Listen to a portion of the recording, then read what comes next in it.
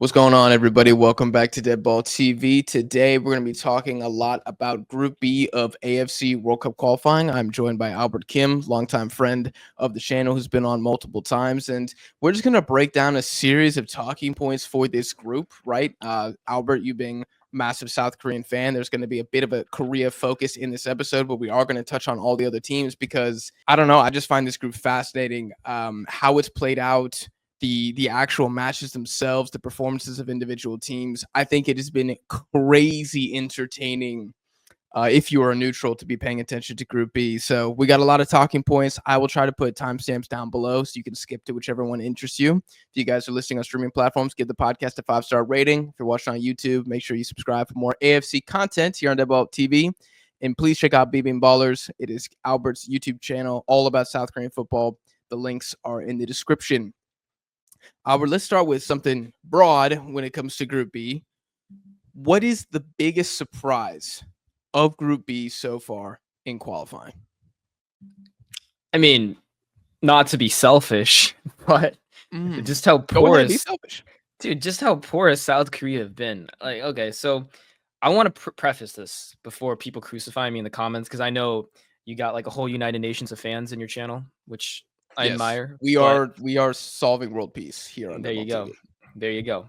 But like, yes, these Middle Eastern teams, Jordan, Iraq, Palestine, they're developing, man, and they're coming. Whether that's in the next 5-10 years, I don't know, but they're going to be problems for traditional Asian powerhouses. Having said that, Korea should not be struggling as much as we have been in this group. We should have already qualified in first place easily months ago. So the fact that we've kind of slogged our way through this group and could be in danger of potentially not even qualifying directly is not just surprising, but honestly just kind of gross to me. And again, I know that Jordan has some good attacking players. Even the Palestinians have been really surprising and pesky. But I think the lack of fight from South Korea is something that's really taken me aback. I know we're not as good as the Japanese. We don't have their structure. We don't have as good of a coach. We don't have the players. But just to see kind of almost how we folded, we go up by 1 against these smaller Middle Eastern teams, and then we concede a goal, and then we don't look like we're going to be able to score a second one for whatever reason. It's like the air is out of our tires right away, and that's something that's really been surprising because even under Klinsmann, who was terrible, like we still beat up on the smaller teams that we should have beat up on, and we still won most of the games we should have. Except for El Salvador. Well, yeah. But after that, I got the CONCACAF team in there. But even Klinsmann, after that El Salvador draw, which I was watching in Seoul, he started racking up a bunch of victories against weaker teams, but we dominated, right? And Hong Myung-bo and this current team has not done that once. And that's really surprising and concerning, especially now as we got, about a year and change left until the World Cup? Yeah. Can I ask you something? Yeah. So South Korea has 4 wins and 4 draws. We're recording after match day 8. I probably should have said that earlier. Has Korea looked like they were going to lose any game in round 3 so far? I mean, absolutely. Our last match against Jordan, there was a point where I thought the Jordanians were going to get a second one. We went up early off a corner kick and then gave up the equalizer about 30 minutes into the match. And after that, didn't really threaten the Jordanian goal. Had a few chances here and there, but given how porous our defense is, man, even if the opposing team doesn't spray our net with a lot of shots, one long ball, one counterattack, one ball over the top, I'm always worried that we can get caught out by anybody. And we saw it at the Asian Cup. The reason we lost against Jordan in the semis was not because they had a better team, is because we got caught in transition, ball over the top, perfect shot, game over. So I don't think the Jordanians were amazing in any sense in that last match that they played against us. No, they weren't. Yeah, they did what they had to do, but it's just with this defense, it's always like a fear that I have that even if the opposing team isn't really creating a lot of chances and maybe their XG isn't as high, I just feel like we could give one a goal up from anywhere. I'm trying to think of the 4 draws you guys have had, and you have 2 against Palestine, the one recently against Oman, and then Jordan. So 2 draws at home in the last window. I would say honestly, from my perspective, from a more, of course, I support Korea a lot, but more of a neutral, I guess, at least from a bloodline standpoint. I'm not sure if South Korea looked like they were gonna lose any of the games. Certainly, Oman didn't look like they were going to beat you guys. Maybe in one of the Palestine games, maybe the second one, they looked a little scarier. But I remember in the first game, I mean, even Sung Kyo Min, who we could probably talk about him and his performance for 10 minutes alone, he missed a lot of chances in that game. And I know Palestine missed a few as well, but it just felt like Korea just couldn't hit the broadside of a barn. I'm not sure if I feel like South Korea should have lost these games. And the reason I ask you this is because I'm trying to compare how Koreans feel versus how Iranians feel about their team versus how Japanese feel about their team. And I think the Japanese vibe is largely positive, and I think the Iranian and Korean one is extremely negative, to where both teams want their manager gone. Both teams think that this is the worst version of their national team ever. And I disagree with both fan bases in several ways. But I think I disagree with the Iranian fan base more. I think Iran has proven and have looked like a better team than Korea through 8 games. And so I wanted to ask you if you thought that Korea should have lost any of those 4 draws. Because if I think about the Iranian game so far, do I think they should have lost any game? Mhm. No, I don't. I don't. And I'm not sure I think South Korea should have lost one either, but I'd be curious what people think down below in the comments. What do you think has been the bigger issue for Korea so far? If you had to point at one piece of strategy or one part of the pitch or one player in particular, what would you say? Is it the offense isn't doing its job? Is the defense leaking too many goals? What would you say? Well, the biggest issue is that this team is too reliant on the creativity of either Lee Gang-in or Son Heung-min, and to a lesser extent, Hwang In-bum. There are issues in defense, excuse me, and in the center of the park in central defensive midfield, but the main issue is that we just can't create anything without our top guys. And a big part of that, I think, is because of the manager, Hong Myung-bo. Hong Myung-bo, for those who don't know, is a legendary Asian defender who was once the national team coach during our disastrous 2014 World Cup.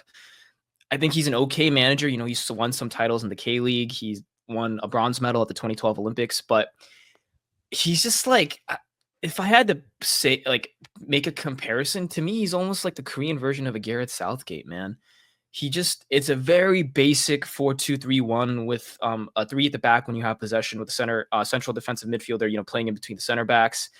And then it just seems like what happens is you give the ball to one of Lee Gang-in and Son Heung-min and tell them, okay, man, please play a sick pass between the lines to get one of your scrub teammates open, and then hopefully that scrub teammate finishes. And that's kind of what I've been seeing in terms of patterns of play in the attacking third with our team. Yes, I know the Korean defense is not good. Yes, I know our midfielders aren't the best, but we've known that. That was a problem under Paulo Bento too. The difference under Paulo Bento was that he actually instituted a pattern of play, a system where guys could come in, even if they're not, you know, the best players in the world, but they would work well with these superstars like Son Heung-min and get results. Under Paulo Bento, you know, we didn't blow away teams 4-5-0 in the qualifiers, but we still won games 2-3-0. We got the job done, and it's just not happening under this manager. And I really think it comes down just to the lack of creativity with this manager. His decision making when it comes to the lineup choices, like besides playing the obvious guys that need to play, starting someone like Hwang Hee-chan, who I know he scored a goal recently, but he's been shit at Wolves. He hasn't played at all in the EPL. He's probably going to wash out of Correct. Europe soon. Why are you playing him? Like, why are you playing a guy based on his name recognition and what he did as a player for the national team? Like, sports, I don't care what sport it is, it's still about what have you done for me recently? Are you the one playing the best right now? And he hasn't been playing players who are in the best form. He's been playing guys that he's comfortable with. And he did this shit in his last stint with the national team, which really pisses me off. And it's shown me that he's learned nothing. And I get firing Klinsmann. He sucked, but man, like, this guy who's come in isn't much better. And the thing I hate about him is just how arrogant he is. The stuff he said in the press too, which I could talk about later if you want. It's just a shit show from top to bottom. It starts with the KFA, but the manager is a huge problem, I think. And I really think if we had hired somebody a little differently, like a Jesse Marsh, even though Jesse isn't the perfect coach, I think we would have seen some better results. Because like I said before, Jack, we've known the Korean defense and midfield has always been a problem. But that's not new to us. But now this is the first time I've seen the Korean offense sputter in a long time. Do you think now, looking back, that Your group for 2026 is harder than the group in 2022? You mean the qualifying group? Yes, qualifying group in round 3 specifically. Hold on. I got to go back to the third round. Let me see what the qualifying group was. Go ahead. Syria, Iraq, UAE, Dude, Lebanon, we had Iran, the UAE, and Iraq, Iran. Yeah. Syria, and Lebanon. Dude, on paper, 2022 was much harder. But the way we're playing now makes it look like 2026 is harder. No, it wasn't. We have an easier group now. That's just a fact. And the fact that we're sputtering like this, even though, like I said, Palestine, Jordan, Kuwait, respect, they're developing. It shouldn't be this hard, man. And the fact that we have the same number of wins as draws is just so disgraceful and so embarrassing. So no, dude, that our group 4 years ago was a lot harder. And to be honest, the attacking talent that we have now, because back then Igangin wasn't playing much. We have another superstar or star at least at our disposal. And the fact that we're struggling, I think, is a real damn indictment of the coach. Maybe you disagree, but again, I don't think we should be struggling as much as we have been with these teams, even though they are getting better. I would push back that it's much harder in 2022. I think this group has a lot more parity. I think in 2022 you had layup games. I think you had 4 like true layup games in that round. And I think Iraq not being able to play at home, I think that really screwed them up a little bit too. Iraq is better now than 2022 cycle, like no question about it.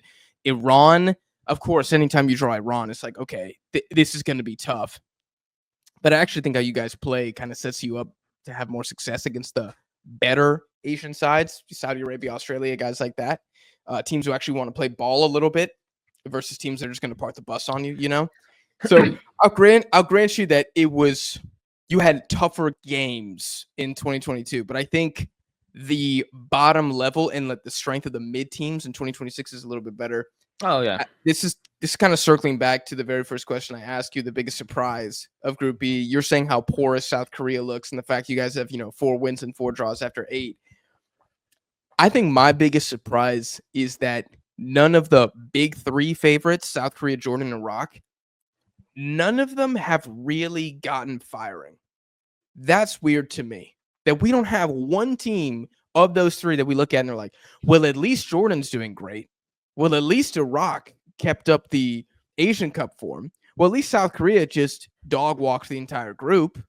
No, like that really hasn't happened. If I look at Jordan, I think they've had 2 good games. I'll even say great games out of 8. Beating Palestine in the first match in neutral territory, and then smacking Oman 4-0 at home. If I look at you guys, I thought your Kuwait win was your best game, 3-1. Nothing you could do about conceding a goal like that. It was a freaking golazo.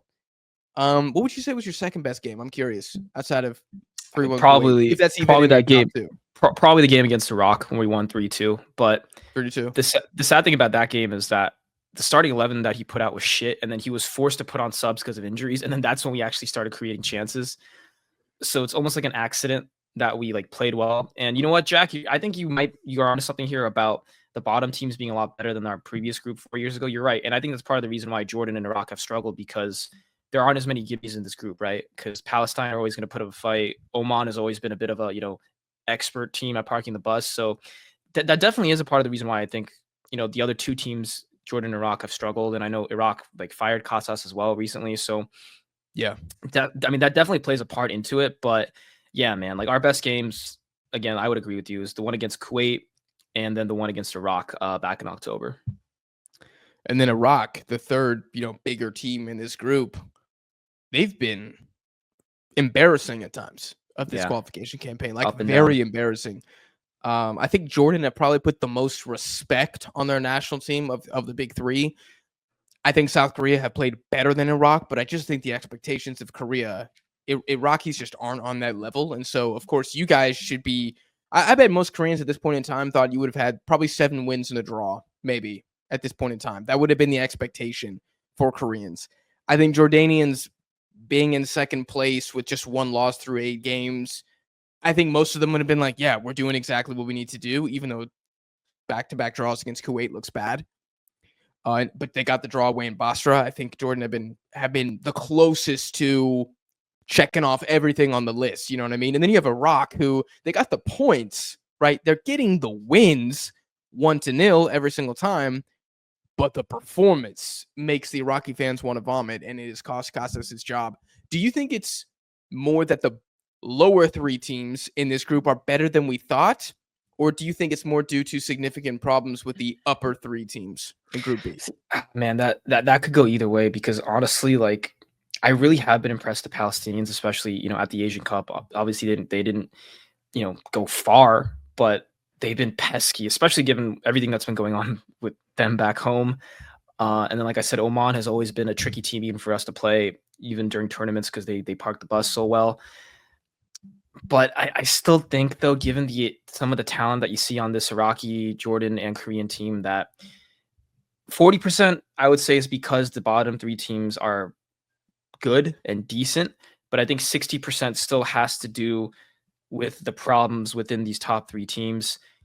It always kind of look at it like a war a bit. Like if you have the stronger military, more resources, supposedly the Better better generals. generals. Yeah, exactly. On paper, you should have an advantage, right, in the field. And sometimes it doesn't work, but in most cases, unless you're making mistakes, you should still be getting 3 points at least against these bottom three teams. And the fact that none of these top three teams have not been able to do that, I think, whether it's because of the coaches, whether it's because of the federations, I would lean a little more towards issues with the top three teams. But again, I want to preface it by saying that 40% of it, at least in my opinion, is because that these bottom three teams, quote unquote bottom three, are better than we expected. And I think eventually within 10, 20 years, like Asian qualifying, even with the expanded format, is going to be a dogfight because the sport is getting popular in the Middle East and also in Southeast Asia. So this is something that I think we can expect for many years to come. I'm also going to lean that it is more problems for the upper three teams, if you want to put it like that. I think with South Korea, we've talked about it. Defense is a massive question mark. I'm not sure why a goalkeeper hasn't been given a debut to just kind of usher in that new generation for South Korea. Obviously, the fans really don't like the manager. You have all the back end noise from the KFA. It's a lot to deal with. I think with Jordan, I mean, they lose their manager that got them to the Asian Cup final after round 2 because he goes and signs with I don't know if it was a UAE club or Moroccan club or whatever. So, Jordan, who just hit the highest of highs that their national team has ever hit, loses the guy who got him there. And now Salami's had to step in, their new manager. And I think he's done a pretty good job, but probably needs a little bit more time. And then you have Iraq, who I just don't know what Jesus Casas was doing. I mean, wanted Casas in the beginning. I was like, yo, hire him. I was like, oh, wait. Yeah. Yeah. That's kind of interesting because Koreans wanted, or at least now want, Paulo Bento to possibly return, even though he was just sacked by the UAE. Yeah. And you know how Correct. I feel about Paulo Bento. You think he's a fraud? You rate him. Yeah. I think he's a fraud. I don't think he's trash, but he is so average that I just don't think he's going to elevate any team past what their average performance would be. Now, as I say that out loud, there's an argument that Bento going to Korea would improve Korean performance because you could say Korea aren't even being average right now. They've been below par. Yeah. So I don't think Bento would be a terrible rehire. I think Jesus Casas, after you've looked at it, the recent fixtures, I don't know what his stock is now as a free agent manager. I mean, surely he doesn't get a promotion, if you want to say that, or like an upgrade in his next job. Do you think he stays in Asia? He has to, because even if you do well in Asia, relatively speaking, Paulo Bento on paper did well with us to get to the round of 16, but even that man couldn't get a higher, better job, and he ended up at the UAE, which is almost a step down. So the fact that it is a step down. It is a step down. I'll say the fact that Costas got fired from the Iraqi national team, nobody in Europe is going to call him unless it's like, no offense, Latvia or like Bulgaria, some team in the dumps. So either he's going to probably have to go another step down in Asia, whether that's, I don't know, like Vietnam, Thailand, Syria, India, or something. That's what I was thinking. Yeah. So no, man's cooked because unfortunately, even though Asian ball is getting better, the reputation that these teams have in comparison to the rest of the world is still we're kind of underrated. So yeah, man, Casas' stock right now has got to be as low as it can be, just because it's unforgiving when it comes to Asia. You got to really ball out here to get a better job, and he didn't. So Right. I think the likelihood of him getting some upgrade is very small. I wouldn't be surprised if he just went back to Spain and probably started for like a Liga B, like Yeah, second division team, and yeah, just tried to transition more to being a club manager. yeah, I or kind of even just think being that's an the move. assistant at a first division club, right? Like one of the Yeah, assistants. Yeah. yeah. Which is crazy because after the Asian Cup, you would have said that he'd probably be one of the hottest commodity coaches in Asia. And I'm gonna ask you this right now, just curiosity. Do you think the Japan victory for Iraq was a fluke? Having seen everything happen with Iraq now, do you think it was just a fluke one-off? Casas was never really that good, or do you think something else is responsible for the downfall? For Iraq, I Yeah, or the Casas thing with the specifically. I mean, the thing with the Rock is that even when I was like a young kid in elementary school, they were always a team that had good players, and they were a team that I think should have always made it to more World Cups than they did, right? And the thing I watch with them is always like, oh, they've won Asian Cups before. They do well in the region. They just whenever it comes to World Cup time, World Cup qualification time, something about them, whether it's the manager, the players, it's like they always always end up like shitting the bed for whatever reason. And in this case, from what I've seen with Iraq and Casas' situation, is that you're right. During the Asian Cup, he played amazing, amazing attacking ball. Iraq was one of my favorite teams to watch. And then it seems like, from what I observed and also from what you've been telling me, is that he kind of like pulled the brakes back. And then as we hit the third round of qualification, it seemed like Iraq started sitting back a bit against teams that they shouldn't have been sitting back against. And I don't know whether Casas did that because he was cautious because, the competition was getting stiffer, or maybe he had a change in philosophy all of a sudden. I can't pinpoint the reason. I find that really weird.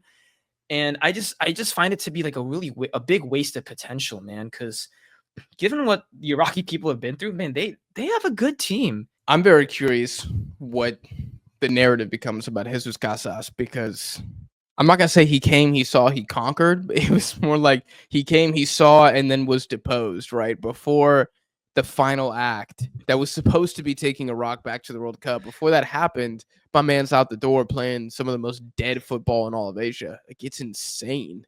It's It's almost absolutely like, insane. I hate to make this comparison, but it's like he managed to take home a really beautiful woman from the club, and he had a situationship for a bit, and then right before you make it official, something happens, just gets Yeah, destroyed, and then some other guy's gonna come in maybe and then set up a relationship with the girl. Yeah, it's like a exactly. And they'll tease. be Yeah. official within 10 days Oh, publicly mm, on Instagram. type of Yeah. shit to make you fall to your knees at a Walmart, basically. Yeah, Yep. absolutely. I'm sure many Iraqis have already done that, having been forced to watch this type of football recently. Mhm. You sent me a message that left me aghast when I read it.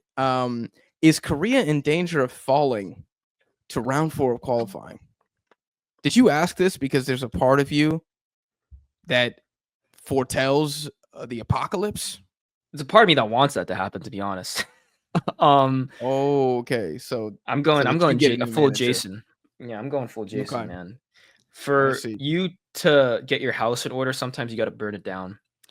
And I understand supporting the players and wanting us to qualify as soon as we can, but I think that bridge has already been crossed to the point where, dude, the vibes are at an all-time low with this national team. Um, Most of the diehard football like analysts and fans have been constantly shitting on this team and the manager since he was hired. The players just they're not comfortable playing for the national team right now.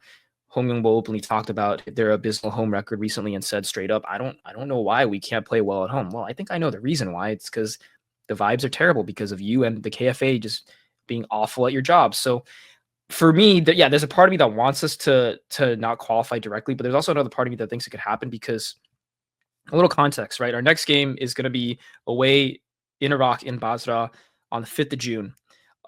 That time period is very close to when the Club World Cup is supposed to go down.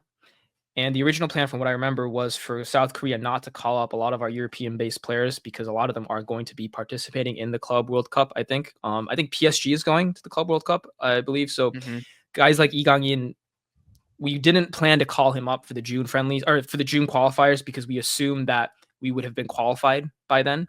And there's a really short period in between the Club World Cup and this qualifier in June that makes you wonder if the club teams will even be willing to release somebody like Lee Gang-in, and even if they release him, how tired he's going to be, whether he's going to be in shape, whether he's going to be ready to go.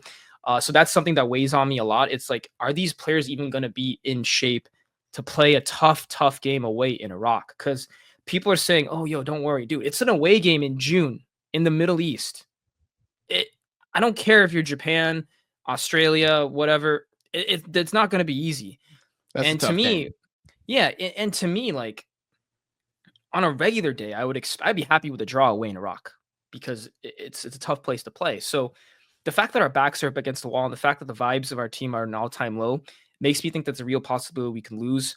Another thing I have to talk about is Heung-min in his form. I'm sorry, Sonny, I love you, but you've chosen to stay at Tottenham for way too long. I know you're a Tottenham fan, Jack, but to me, it's like a dude or a person who stays in a relationship even though their partner has beaten them constantly for years. It's like Stockholm syndrome.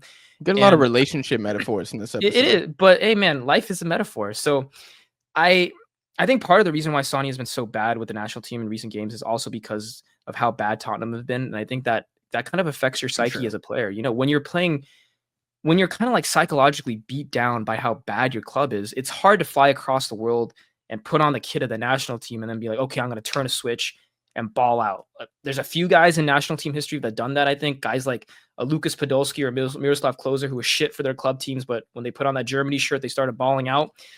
Very rare cases that occurs, but with Sonny, I think he's had a season from hell, and I'm very worried by the time June rolls around, nothing will have really changed for Spurs. And if he's not on point and if Lee Gang-in is not on point, I have a hard time seeing us getting a result away in June in Basra. Yeah, I would love somebody to fact check this down below, but I don't think you guys have played Iraq away since 1990, which is pretty crazy. That is going to be a really interesting game for me because I think when Iraq visited Korea, I know that they scored a bicycle kick and then a corner at the end of the match, but I don't Injury think time. Iraq Yeah. actually created anything at all in that game. I thought it was a pretty good defensive performance from them, but I don't think they really scared Korea. Anytime you can see a bicycle kick, you just got to put your hands up, I think, and be like, yep, that was class, and you move on. I Thing think it's is, going to be a massive test for Iraq.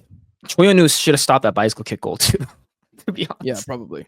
Yeah. Dude, I'm telling you, he's had a disaster campaign. I'm telling you right now. I'm gonna pull the stats. I'll send them to you later. I just think they've been really, really poor. The thing with the Iraq game that's gonna be fascinating to see is that South Korea, one, you guys are better away than you are at home, which is kind of funny.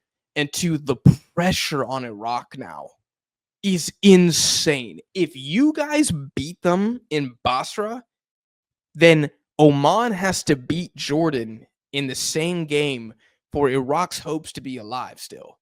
So they are demanding 3 points in this game. They'll take a draw as long as Jordan doesn't win. If Jordan wins, I don't know points wise. Let me just look at the thing right here. If Iraq take a draw for you guys, they'd be on 13. Jordan, if they win, would be on 16. Oh gosh, and then I think if Iraq beat Jordan in that game, they would have the tiebreaker. They would have the head-to-head tiebreaker. I don't know if it's head-to-head and then GD or GD and then head-to-head. If it's GD, Jordan's going to win it. If it's head-to-head, Iraq will have the 4 points against Jordan, and they'll be going to the World Cup. So much on the line for Iraq, and they're that pressure can absolutely crush players at times. I don't think Iraq has beaten you guys since the 2007 Asian Cup when they won the tournament. I was looking at the stats beforehand. We lost them on penalties, I think. Yeah, it was on penalties. So then you have the Kuwait game in Korea. And that's interesting because Oman got the draw, Jordan got the draw, Palestine got the draw.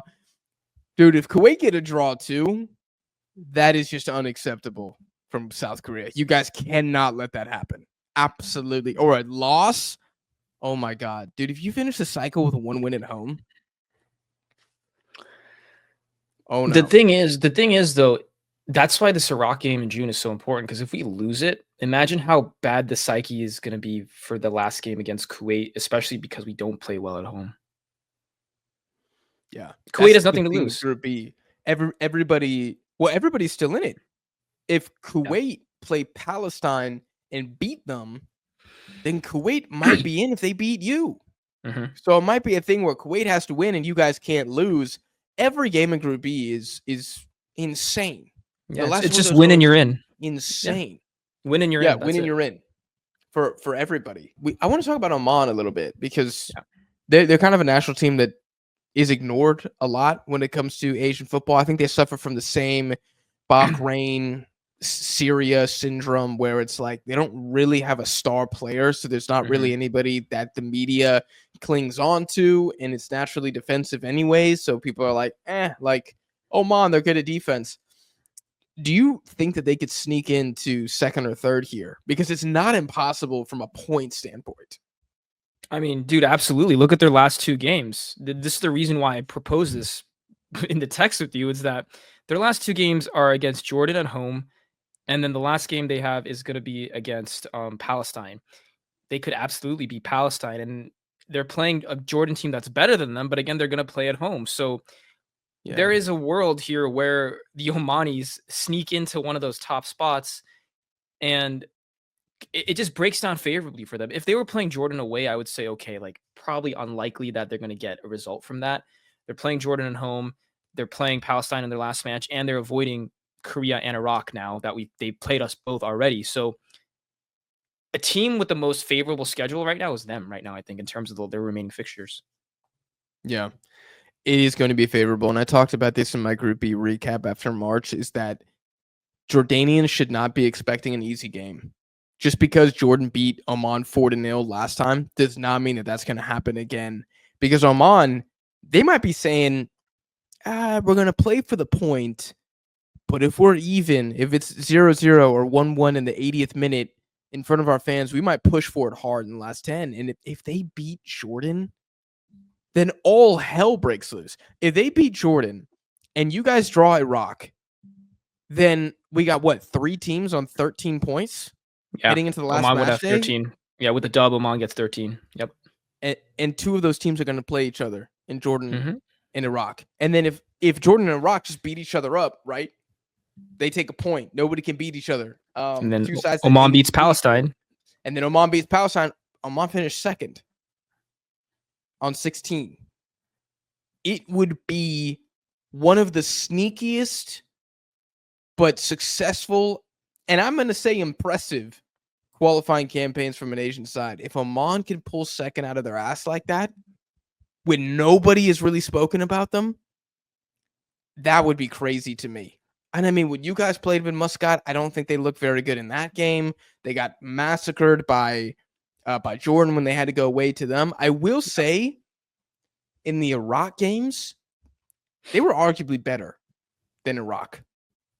And it's kind of funny looking at the teams side by side because Iraq is the team with the PR, right? Hmm. Larger country as well, probably larger English speaking country as well. That's why we hear about it. Also, Oman got grouped to the Asian Cup. They had no expectations coming in here. But if you remove the Jordan defeat from Oman's resume during this round of qualifying, they basically have the same numbers, the same stats as Iraq.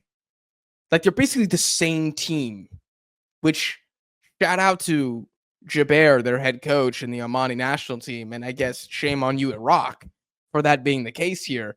And that's insane because Iraq did the double on them, 1-0 both times. They've scored the same amount of goals as Iraq. They both have 8 goals. Yeah. They're scoring 1 goal a game and just a good defensive team. Right. If you remove the Korea game where you guys scored 3 more and the Mhm. Jordan game, they've conceded what, 3 goals in the other 6 games? Yeah, lockdown, Am I getting baby. that math right? Take away 7, they would have had 3 goals conceded in 6 games. I mean, dude, they're a solid side. And I was looking at the Oman versus Jordan fixture because I think it's interesting. Oman have not beat Jordan in 10 games. That's kind of crazy because I always Mhm. thought Jordan were kind of like a newer side when it came to being strong inside the AFC. And usually this is a draw. Like if you go back and look at the last 10 games, it's almost always a 0-0 draw. Mhm. Sometimes you get a couple goals. That 4-0 is an outlier. I'm still gonna pick Jordan because I can't back down from my thesis on these guys about how good they are. Um, I'll change my belief about them, but I haven't seen anything about Jordan to really shake my faith, right? Like I've Mhm. seen stuff from Qatar that have like shaken me deeply about what I thought I knew about this side. I haven't quite experienced that out of body moment with the Jordanians, and I think Jordan away from home are still quite a good side. They actually haven't lost in 7 straight World Cup qualifiers away from home, which is the same streak as Iran, I believe. That's crazy. One of the best in Asia. So Interesting. you're It sticking will by be. your PhD defense. I'm sticking by my thesis. I'm going for the PhD. I do think Jordan will get it done, although I think it's going to be a crazy game, dude. Because Oman cannot lose at the same time. Well, I guess they can lose and still be okay for round 4. But then if Palestine wins and Oman loses, Yeah. then Oman can't lose on the last match day. Yeah. So it's like everything is important here.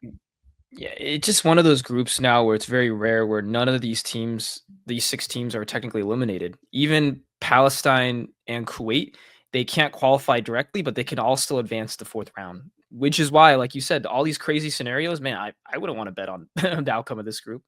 Not me. Which team would you bet on, Palestine or Kuwait? To make it to the 4th round? Yeah. Well, out of 2 of them, I would still pick the Palestinians just because they have more points and their GD is a little better. But again, Palestine won't have it easy either. Last 2 games, they're going to be first away against Kuwait, and then they'll be against home at Oman. But just that fighting spirit, I think that they've shown, especially their last match. Yep, beating Iraq 2-1 in Jordan because they can't play, obviously, with the situation in Gaza. I think that spirit will help propel the Palestinians to the 4th round. So if there's one prediction I'm confident in making, I think the Palestinians will still get to the 4th round. Oh, if that's going to be true, they have to beat Kuwait, and they probably have to beat Oman too. Yeah. I really think the Oman Jordan game is the one that everybody's overlooking. Yeah. And that blows up. I mean, every fixture is a mine that you step on, and you've got to step on something, right? This isn't like a minefield where if you go 3 steps to the right and then forward and then diagonal, you won't step on any mines. It's more like you have to step on the mine. So which one do you want to step on? And some go boom a little bit louder than the others. I feel like the argument for both these sides, Kuwait and Palestine, to do better. I wrote this down. Kuwait, they got the history, right? Historically, much better national team than Palestine. Were a power in Asia for a long time, back in the 70s, 80s, 90s, stuff like that. They have the manager. They have Juan Antonio Pizzi, who I think has experience coaching in Copa America, in CONMEBOL. And I think he's done a really good job with former Saudi manager. I forgot about that. And I think Kuwait had the better defense. And I think that's really important. If you're the person that says defense wins championships, if you're the person that says offense wins championships because you got to score, you're going to back Palestine because the argument for them is offense, vibes, especially coming off that Iraq game. Yeah. I mean, let me not segue into that now, but you got the vibes, you got the offense, momentum. I think Kuwait losing at home to Oman last game, they really needed that dub. They really needed that dub, and they didn't even draw. They lost. And I think that's really bad for them. Yeah, I know. Yeah, everyone's looking at this Iraq-Korea game as kind of like the one to look at in the next match day. But, dude, definitely. It's Oman, Jordan, and also Kuwait-Palestine, though. Because those 2 games matter just as much. Because the thing is, with South Korea, we can still qualify if we get a draw from one of our last 2 games. So unless something disastrous happens, we're probably making it through. But with these other teams, like you said, Oman beats Jordan. They're tied on points. Kuwait, Palestine, one of those teams, I think the winner of the Kuwait-Palestine game, if there is a winner, is probably the team that is going to make it to round 4. But yeah, man, I mean, it's going to be a shit show. It already is. So, yeah. Yes. I feel like Group C got the branding as the group of chaos and death. But Group B has been pretty much like this the entire time. Where, like we said at the very beginning of the video, the big boys in the group haven't been able to pull away. Japan pulled away from Group C after match day 3. It was already obvious nobody's going to get close to them. I have my beef with Japan, but I'll save my thoughts. We don't need to go into that now.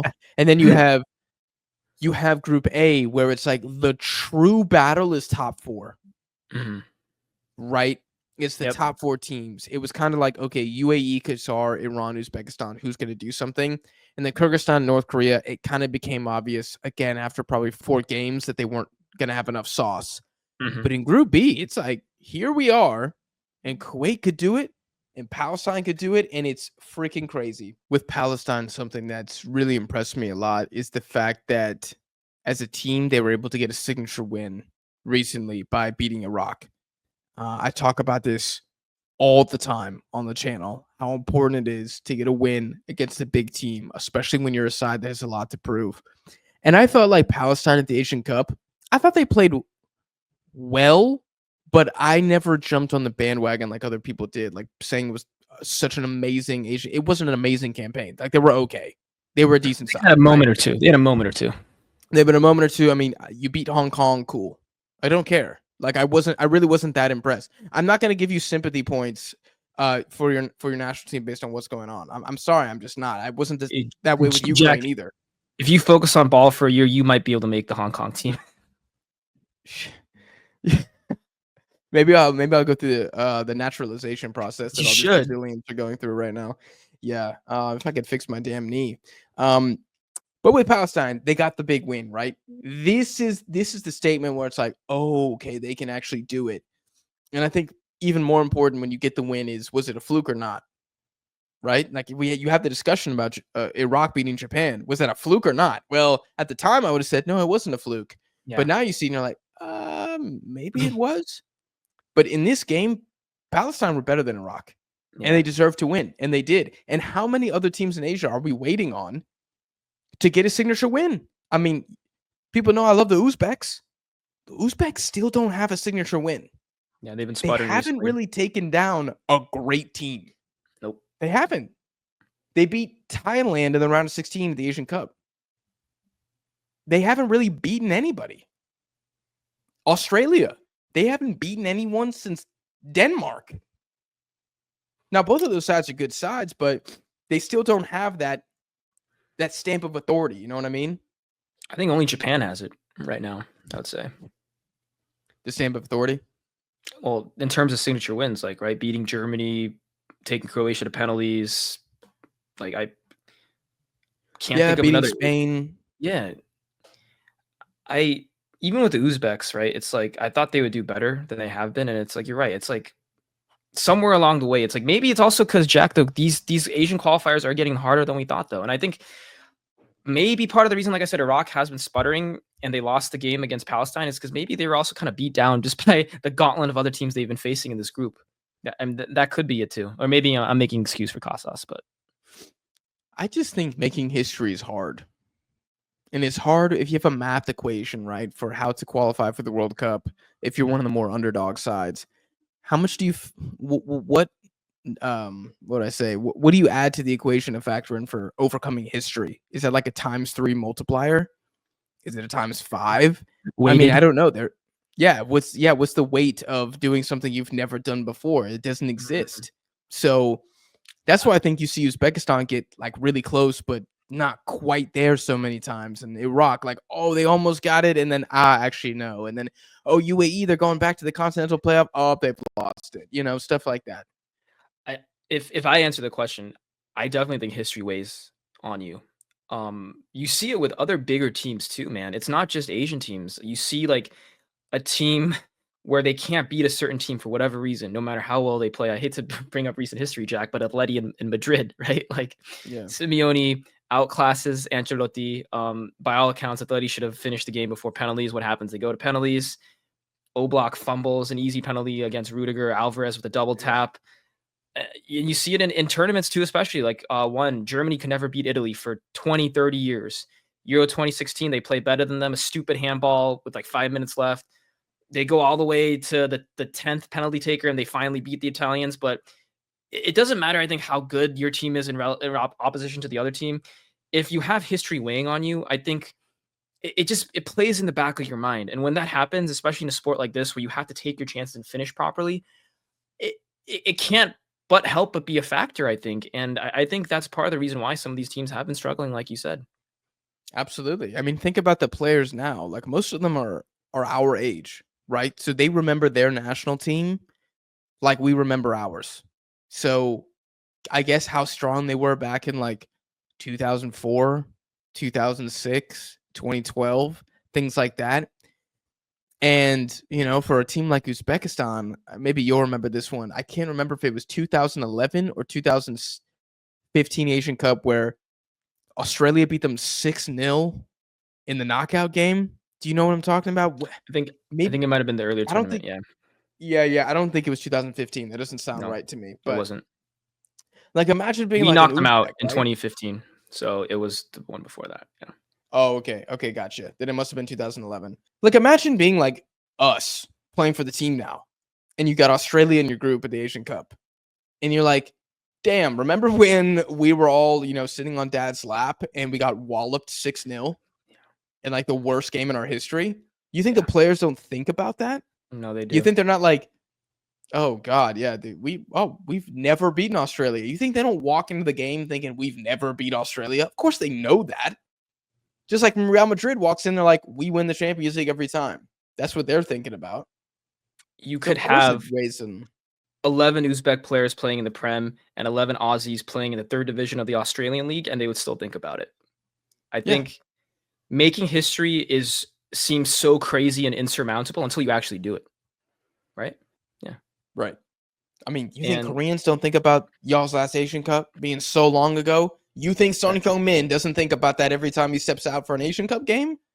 yeah, we haven't won since 1960, since basically the end of the Korean War, and that weighs heavy. And especially, I think in international football, Jack, I think it's even heavier than club because you're putting on the shirt of your country, right?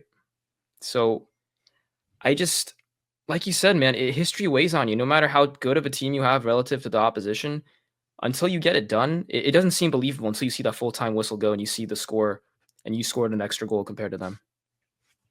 Yeah. And I think that's why we're seeing some of these teams that we would have expected to have done better struggle in round 3. A team like Iraq, a team like Jordan, they never done this before. Doesn't matter that they got a dark horse run at the Asian Cup. This is a different beast. This is the World Cup now.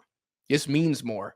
Same with teams like even Qatar. Qatar never directly qualified for a World Cup ever. Yeah, they won the Asian Cup. Great. If anything, this is just more proof that different tournaments are different tournaments. Yeah, there's You can levels win to the this. Asian Cup.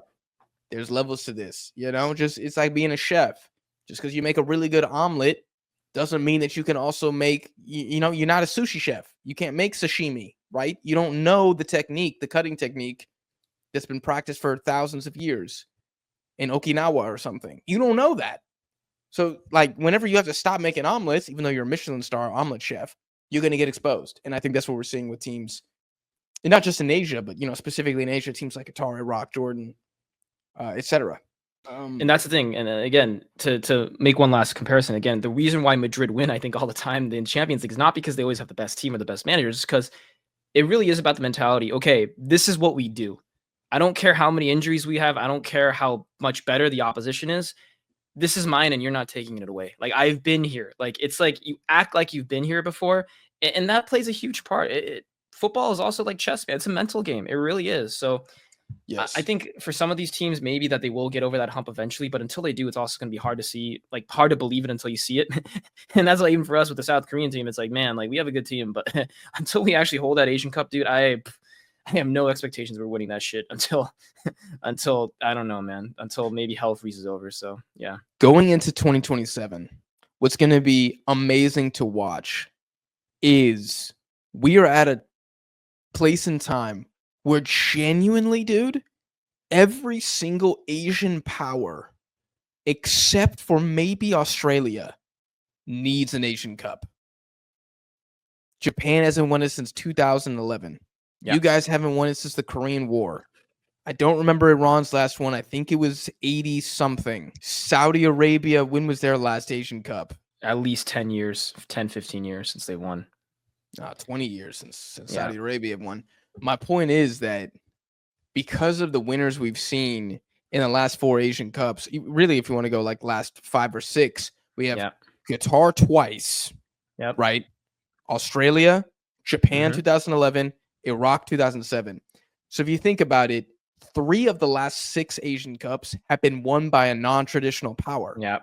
Iraqis would be non. offended by that, but they're not a Mhm, traditional top 5 power. Certainly not a mhm. top 3 power, right? And Australia only got good recently from Yeah. '06, I feel like, yeah. So, Well, and when they won it, they hosted it too. Not that that yeah. takes anything away, but it is Right. easier when you don't have to travel to, Mhm. to travel to the UAE for the whole tournament, Yeah. for example. We know that East Asia just is never going to host another Asian Cup ever again. So, like, you got the Saudis who need it. You got the Japanese who need it. You guys, you have to throw Iran on there as well. And what if none of them win it again? You What if could none of very them well win it see again? Qatar dude, Qatar could repeat, man. Dude, what if Those they dudes do are it? they're Dude, cockroaches in the Asian Cup. I know you would probably be on suicide watch, dude, but I could see that happening. if Akram Afif led Qatar to a third Asian Cup, does he enter the greatest Asian player of all time conversation? He's in that convo already, I think. Just the way he plays, like, you look at him and you're like, "Oh my god, this brother ain't a regular Asian player." If he was No. Japanese or Korean, he'd be playing somewhere in Europe right now in a top 3 league, I think. He'd probably be the starting midfielder for Chelsea. Yeah, I I mean, if we mean, look at the history of attacking midfielders in Asia, like there's some pretty good ones historically. But right now, I don't know if you consider Yang in a 10 or not, but right now, is he the best Asia has? I mean, it ain't Daishi in Kamada. in terms of form, yeah. I think Kangin is a 10, but he hasn't been playing at PSG. Yeah, FIFA is the best informed player right now for Asian teams. That Eh, would just be insane. he's Did better than Qatar Sancho. win a Oh, absolutely he's better than Sancho. Him and Palmer? You think Sancho you think hold on, you think Jaden Sancho leads Qatar to 2 straight Asian Cups? No. You're like an absolute Euro simp if you think that happens. But that would But be a disaster. most of those analysts would claim that though. Yes, because they don't watch games. They just check stats. Dude, the longer I get into footy YouTube, the more I realize that people either don't watch anything or they only watch their team and they are absolute idiots when it comes to anything else. When it comes to Yeah. anything else. And So, the point about Qatar potentially winning 3 in a row is that it really gives me the sense that more than any other tournament, like the Asian Cup really is like a specialist tournament, like a specialized competition where even if you have the best players, the history, prestige, none of that matters. The climate, the country you're playing in, the tactics you employ, kind of your play style, it's like almost like Spain, monopolizing the Euros, right? Spain obviously one of the best European nations in the world, but I mean, again, it's like a tricky continental competition where it's not like the World Cup, right? Where like you have different styles of play. It's more very specialized who you know. So, dude, I right now for me, like until people show me otherwise, like Japan has constantly been shitting the bed too in pressurized moments too. So Qatar could absolutely win it again. absolutely win again. Or like, what if Jordan wins it? What if the They Uzbeks win it? What if Jordan almost we won have it last. another debut winner? And then it's like, I don't know if the big teams can allow that to happen. And I don't mean like they're going to corrupt the tournament. I mean, somebody's got to freaking win it. I know the Saudis are hosting. They haven't won in a long time. Yeah. They need to win. Japan, I'm so sick of this. Oh, we're the best team in Asia. You haven't won an Asian Cup in 14 years. Yeah. What are you talking about? Imagine that's like Uruguay saying they're the best team in CONMEBOL right now because they won the Copa America in 2011. Do you realize how stupid that sounds? If you're the best, go out and win. Iran, people constantly talk about, oh, they're the best team in Asia. Japan's overrated. Go win a tournament then. Yeah. Don't lose to Qatar in the semifinals. South Korea, what's going on? What is going on? At the end of the day, when history is written, it's going to be even worse for a team if there's more talent on that team that you don't end up winning a trophy. It's almost like you wish your team wasn't as good, so it's not as embarrassing if you don't win.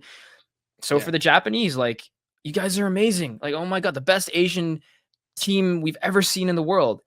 And if you don't win a trophy, man, the story is going to be, oh, well, that was a lot of wasted potential. So like you said, man, it's about winning stuff. It's about getting your hands on silverware. That's all that matters in this sport.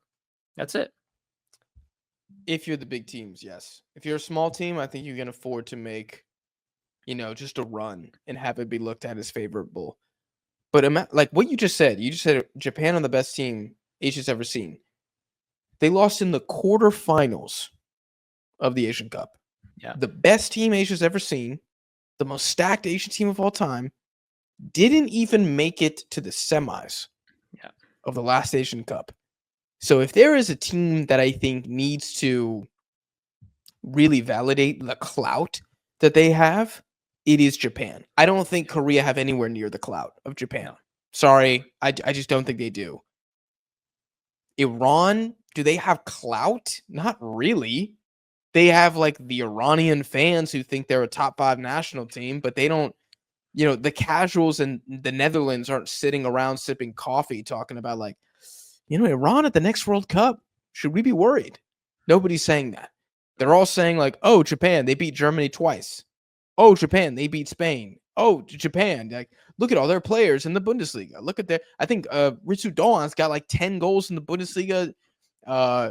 Nakamura's got almost 10 goals in the league for Rams this season. Rems. Junya Ito's got the most chances created in League 1 for a team that's fighting relegation, which is insane. Yeah. And then, of course, you got, did I already say Kairi Mitoma? Did I mention him already? You didn't mention Anyways, didn't mention him. The point is, they just have all this visibility, but they got nothing to show for it. Yeah. They got nothing to show for it.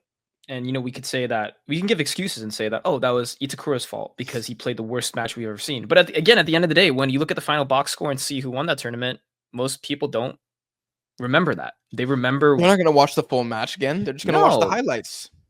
They're not going to analyze it the way we do. So they're going to say, well, I guess they weren't the best team because they didn't win. So pressure is on Japan. And as a Korean fan, like, evil part of me is very happy about that because it's like, well, let's see what you got then, man. Because I want them to do well, but at the same time, it's kind of funny if they do fall short of expectations, and part of me would laugh. So we'll see. I think for the sake of time, guys, we're going to go ahead and end the episode there. We hope you enjoyed everything that we talked about in Group B. If you did, drop the video a like, and please make sure that you check out Albert's channel, Beaming Ballers, for everything Korean football over there. They drop a lot of content after all of Korea's matches. I watch all of them. It's really good stuff.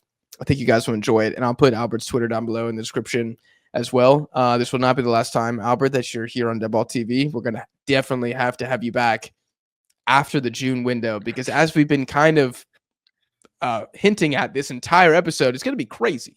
It's going to be absolutely crazy. I have no idea what we're going to see, and everybody's predictions will most likely be shattered. I think that's what we're going to see in the next round of games. So there's going to be a lot to say. And then we got the round 4 previews. And then the qualified teams go straight into friendlies. I mean, and the World Cup's in 400 days. It's absolutely insane. But we're going to be covering the entire process here on Dead Ball TV. So again, hit subscribe for more AFC content here. Share the channel with a friend who you think would be interested in Asian football. We appreciate you guys for watching or listening, and we'll see y'all in the next one.